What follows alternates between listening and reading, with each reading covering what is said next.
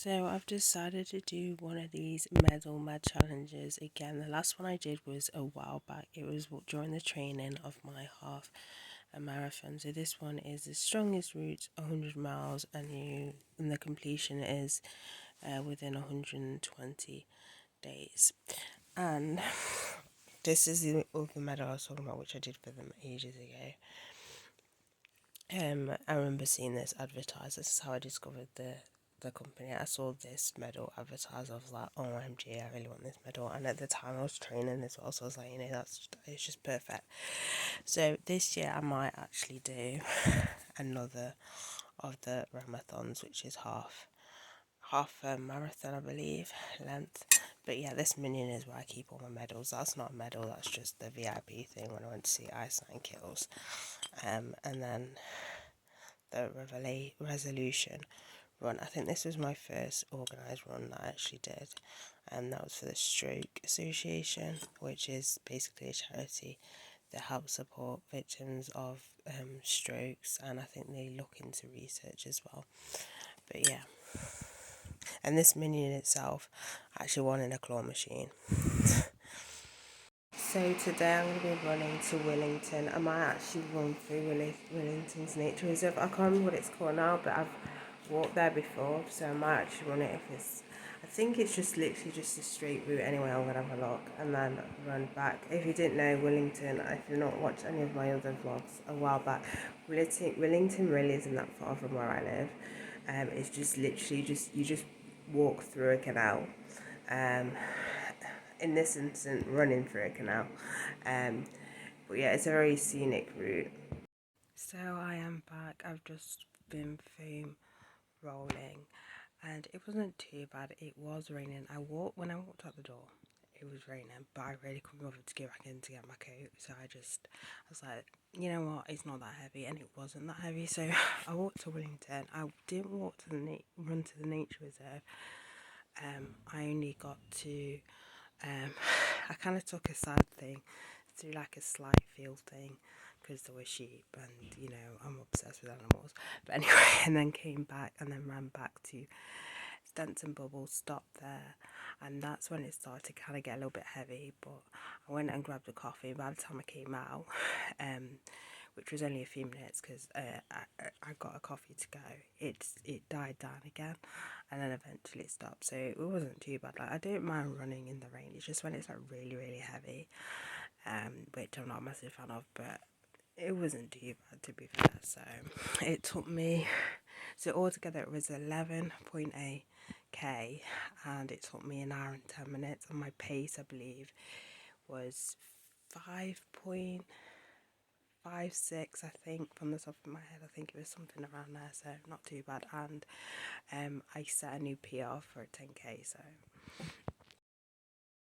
they I picked up a magic bag from Auntie Annie's on my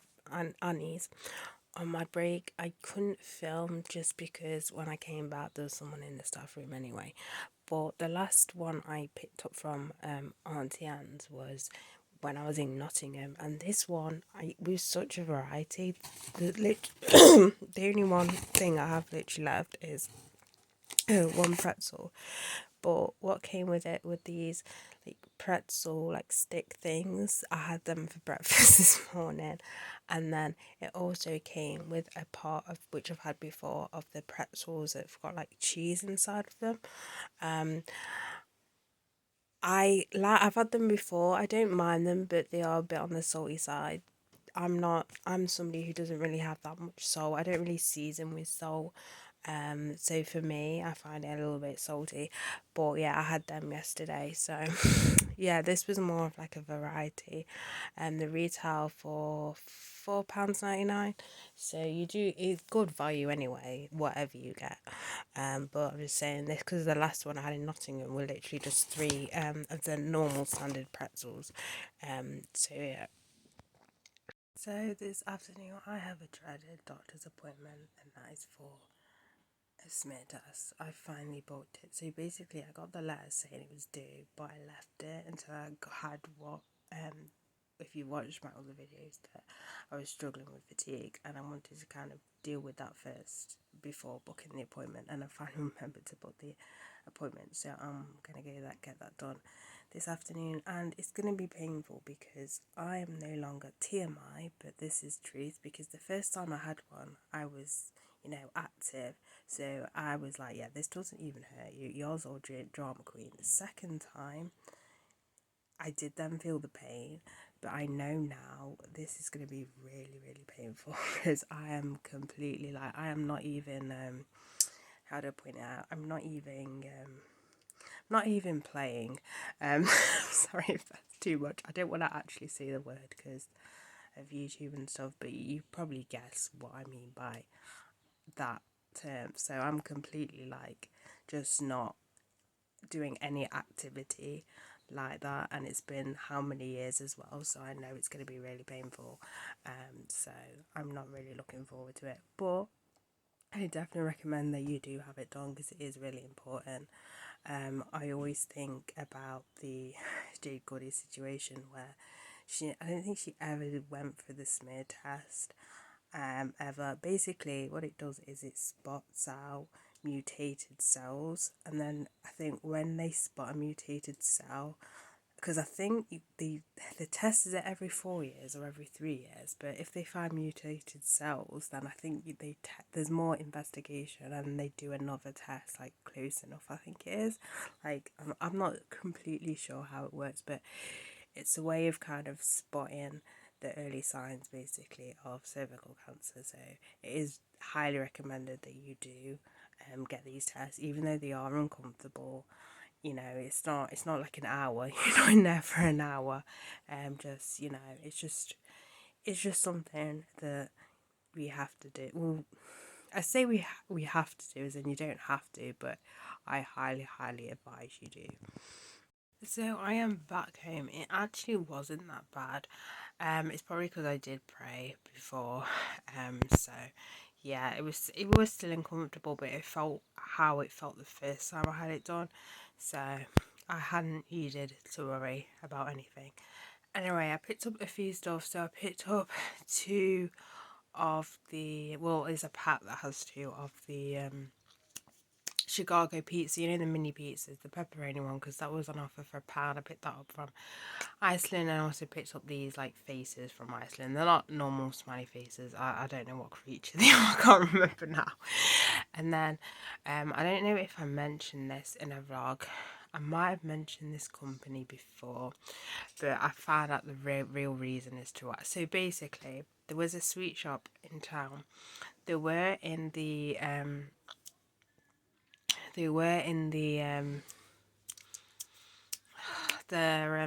market, but then the market closed. So then they went into Durban, and then they left Durban, and then they went to do like it kind of a warehouse thing. You can like order and pick up, but it was meant to be all online only. And then they recently came back in Durban, but they were selling everything like 50% off. But basically, it turns out they're actually closing the business because they feel, I think it was like overwhelmed or something like that. That's the reason why. I don't know if that's a full reason or they're losing out on money. I don't know, because there's help you can get, employ people and stuff. So to help, because I know online when it gets popular and you need like extra people and stuff like that. So I don't know if that's the reason why, or really it's because of like money and stuff, or they can't expand and employ more people because of money. I don't know, but basically I picked up two of the G full energy drinks. So I picked up the PewDiePie one, and then this one which I'm drinking now, which is, I believe this looks like that YouTube, but I can't remember his name now. It says limited edition, so I'm gonna assume it is. I've watched a few of his videos, but I'm not subscribed to him. I can't remember his name. It looks like him anyway. If you know who I'm on about, then just comment down below, because I think it's him. I know G Fuel's more kind of directed at gamers because it has that focus. Some normal energy drinks do have this focus, but this is more like over focus. Also with like reaction and stuff, but I thought it's cheap because I got it on sale for like £1.50 for both of them. So I thought, it'd be interesting to know if this would actually help. But yeah, if it would help like with kind of like fit, because it's got reaction thing, then maybe it would help more so at work. I don't know.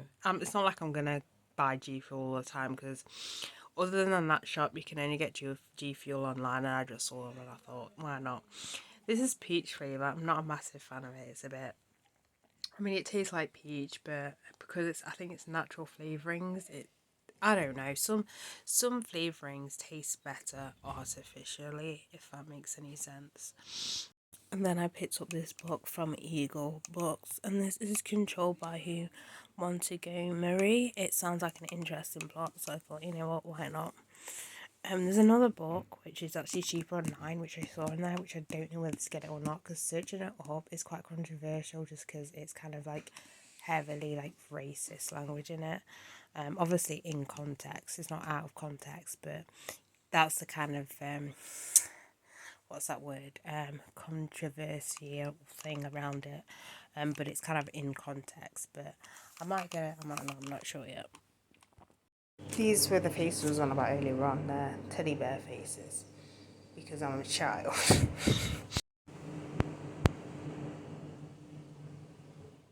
I'm really enjoying this book. There's a lot of quotes in here which I've never heard of in my life. There's a few so far that I've heard of, but a lot of them I've not heard of. So it makes it a very interesting read. I know on Goodreads it's not rated that well, but I find with books like this where it's just information, people rate it low because they expect like a storytelling element to it. But I don't mind. I'm learning new things about how sneaky cult leaders can be, and knowing like obviously the history of a lot of them and how they started. Yeah,